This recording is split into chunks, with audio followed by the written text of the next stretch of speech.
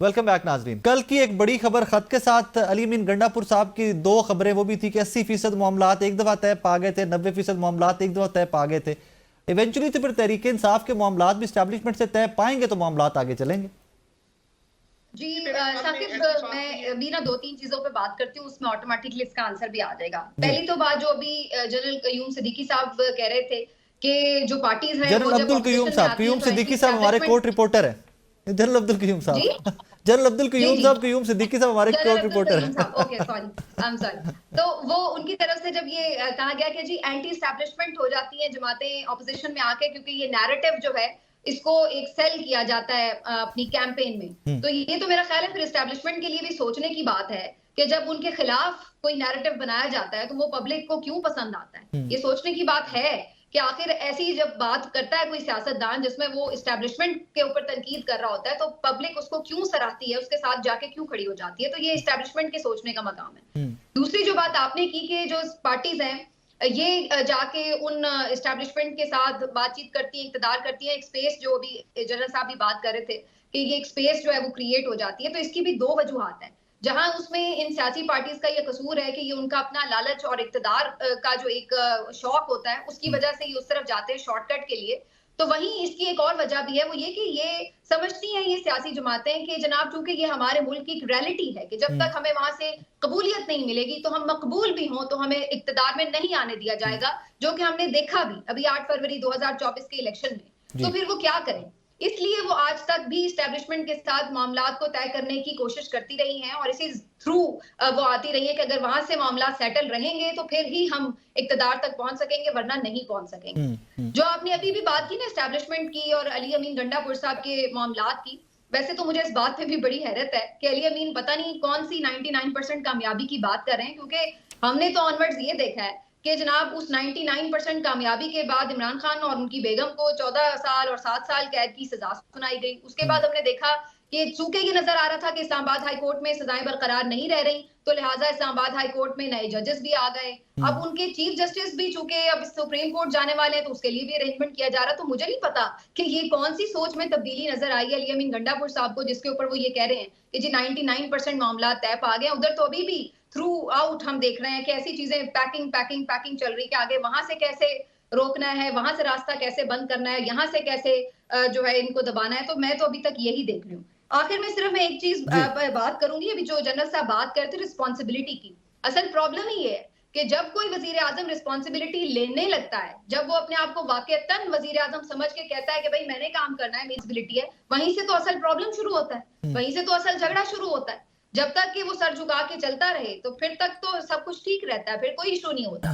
نواز شریف کب نکالے گئے تھے اقتدار سے, عمران خان کب نکالے گئے تھے اقتدار سے. تو جہاں وزیر اعظم اپنی رسپانسبلٹی اپنے ہاتھ میں لیتا ہے, اپنی پاور لینے چاہتا ہے, وہیں سے تو گڑبڑ شروع ہو جاتی ہے. So are you trying to say کہ پہلے عمران خان صاحب بھی سر جھکا کے کام کرتے رہے, جب وہ وزیر اعظم بنے ہیں تو نکال دیا گیا؟ نہیں, اسی لیے تو ایک سال کے اندر ہی پھر ہم نے سنا تھا نا کہ 2019 میں ہی باتیں شروع ہو گئی تھی کہ اقتدار آپ لے لیں, کیونکہ وہ شروع سے ہی شاید اس طرح سے سر جھکا کے کام کرنے کے لیے راضی نہیں تھے, اور ایک سال تو کسی طرح انہیں برداشت کیا گیا, اور پھر اس کے بعد اگلے سال سے ہی کام شروع ہو گیا تھا میٹنگز کا اپوزیشن کے ساتھ کہ چلو بھائی اس کو ہٹاؤ, یہ تو بات نہیں سنتا. تو میری کہنے کا مطلب یہ ہے کہ ایک تو آپ نے دو جرنیلوں کے درمیان میں بٹھا کے اس طرح کی سینسٹیو باتیں شروع کروا دی ہیں. میں تو تھوڑا سا ڈر ہی رہی ہوں سمینہ, یہ فوج بھی ہماری ہے, یہ جنرل بھی ہمارے, یہ فوج بھی ہماری ہے, یہ جنرل بھی ہمارے, اللہ کا نام. حقیقت یہی ہے کہ دیکھیے یہ بہت ہو چکا ہے میرا خیال ہے بدلتے رجحانات کے ساتھ اور جدید دنیا کو دیکھتے ہوئے. اب اسٹیبلشمنٹ کو یہ سمجھ جانا چاہیے کہ یہ 77 ایئرز بہت ہوتے ہیں, یہ چیز آپ نے ایک امپلیمنٹ رکھی ہے. اب اپنے آپ کو آہستہ آہستہ ان چیزوں سے نکالیے باہر, اور جو آپ کا کام ہے اس پہ فوکس کریں, اور جو سیاستدانوں کا کام ہے وہ کرنے دیں. ابھی یہ بات کر رہے تھے کہ جی یہ ٹھیک کام نہیں کرتے, آخری پوائنٹ کہ یہ ٹھیک کام نہیں کرتے اس لیے آنا پڑتا ہے. تو اس کا مطلب ہے رائے صاحب اگر مجھے یہ لگے کہ آپ صحیح پروگرام ہوسٹ نہیں کر رہے تو میں پھر اپنا رول چھوڑ کے آپ کا رول اپنا لیتی ہوں کہ چلو جی پیچھے ہٹ جاؤ, رائے صاحب میں صحیح زیادہ کرتی ہوں. تو یہ نہیں ہوتا, آپ کرتے رہیں گے تو آپ سیکھ جائیں گے, انہیں کرنے دیں. یہ نہیں کہ سال 1.5 سال بعد آپ ان کو ہٹا کے پیچھے کر دیں اور کہیں جی ہم کر لیتے ہیں, ہم زیادہ سیانے ہیں. تو یہ نہیں ہوتا. فیر انف. عمیر نیازی صاحب, یہاں پر کل کی جو علی امین گنڈاپور صاحب والی گفتگو ہے نا, اس سے بہت ساری چیزیں, بہت ساری جہتیں نہیں جو ہیں, بہت ساری ڈائریکشن میں جاتی ہیں چیزیں کہ اگر معاملات طے پا گئے تھے تو پھر بھی تحریک انصاف ٹون ڈاؤن کیوں نہیں کر رہی؟ اگر معاملات طے پانے ہیں ایونچولی، اگر آپ لوگوں نے وہیں پر اسٹیبلشمنٹ سے مذاکرات کرنے ہیں، وہیں پر میٹر سورٹ آؤٹ کرنے ہیں، اور اگر ٹون ڈاؤن نہیں کر رہے تو پھر معاملات طے کیسے پا گئے تھے؟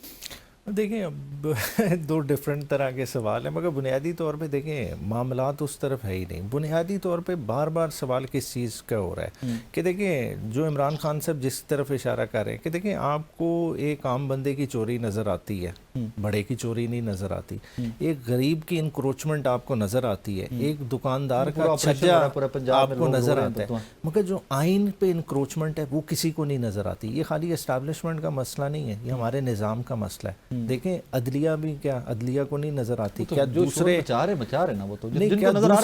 اداروں کو نہیں نظر آتی. بات ہے کہ اوور آل ہم نے اس ہائیبرڈ نظام کو اتنا کنفیوزنگ کر دیا اور اتنا کمپلیکس کر دیا ہے جس وجہ سے پولیٹیکل سپیس ختم ہوتی جا رہی ہے. اور عمران خان فرد واحد ہے جو تمام تر مشکلات کے باوجود کہہ رہا ہے کہ اس نے بہتی گنگا میں ہاتھ نہیں دھونا. وہ کسی قسم کا ریلیف اس چینل سے چاہتا ہی نہیں ہے. وہ کیا کہہ رہے ہیں؟ وہ کہہ رہے ہیں کہ ٹھیک ہے آپ نے کیسز بنائے ہیں، پروسیس ہو رہا ہے، سزائیں ہو گئی نا، 2 اور ٹرائل چل رہے ہیں، اس میں بھی ممکنہ رزلٹ سامنے پتہ ہے، بیک گراؤنڈ دیکھیں، ٹھیک ہے، تو چیزیں اسی طرح چلیں گی. تو خان صاحب نے اپنا تو وہ اظہار کر چکے، جتنا ٹائم ہے وہ گزار کے ہی واپس آئیں گے. 14 سال دیکھیں یہ تو سسپینڈ ہو جائیں گی سزائیں، یہ کدھر تک کر لیں گے. بات ہے جتنا انہوں نے کرنا ہے جبر وہ تو چل رہا ہے. بات ہے ورکرز بھی فیس کر رہے ہیں، عمران خان بھی فیس کر رہے ہیں، مگر بات یہ ہے کہ اپنی پرسنل آزادی کے لیے کیا وہ اتنی بڑی قربانی دے دیں کہ اوور آل جس نظریے کے لیے کھڑے ہیں اس نظریے کو یا اوور آل پوری عوام کو محکوم کر دیں، تو وہ نہیں ہونے لگا. اور فردر یہ اسی پالیسی پہ پاکستان تحریک انصاف عمل کر رہا ہے. دیکھیں اب پولیٹکس عمران خان کی ڈیفرنٹ ہے. دیکھیں پہلے ہمارے میں بھی غلطیاں ہوں گی. دیکھیں 18 آنورڈز ہم نے ایک ویک گورنمنٹ لی، شاید اس وقت کمپرومائزز بھی تھے، بہت ساری چیزیں ہوں گی، مگر اب جو ہے دیکھیں یہ عمران خان کی اسٹرگل کوئی گورنمنٹ کے لیے نہیں ہے، یہ اس سے ہٹ کے اسٹرگل ہے. دیکھیں ایک ہم کانسٹیٹیوشن، ایک ہمارا 1973 کا ایک ایڈمیٹڈ ہماری پوزیشن ہے نا، جو ہماری کمیونٹی آف نیشنز میں ہماری شناخت بناتی ہے کہ ہم ان پرنسپلز کے لیے کھڑے ہیں. لیکن اسی آئین کو پھر رد و بدل بھی تو کیا جا رہا ہے، ترمیم بھی تو کی جا رہی ہے نا. نہیں ترمیم تو اس کا چلیں ایک فورم دیا ہوا ہے نا، اسے عدالتی ایک محاذ پہ اس پہ لڑا جا رہا ہے، مگر بات یہ ہے کہ ایک طریقے سے ہی لڑائی لڑی جائے گی. ناظرین یہاں پر وقت ہوا ایک بریک کا، میرے ساتھ رہیے گا، بریک کے بعد واپس حاضر ہوتے ہیں.